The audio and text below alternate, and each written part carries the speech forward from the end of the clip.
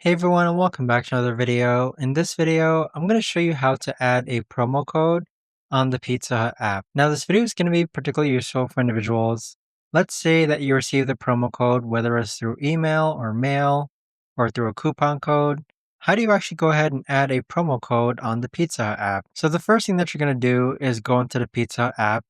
And whether it's for delivery or carryout, the method is the same. Afterwards, let's go ahead and enter a mock pizza or an example pizza. So click on pizza, add a pizza to your cart, and then on the bottom right hand corner where it says your cart icon, click on the cart icon, then scroll down.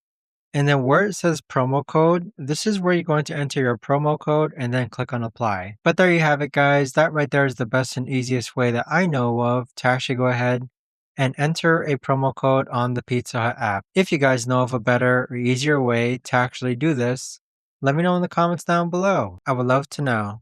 Thanks so much for watching, everyone, and I'll see you guys all in the next video.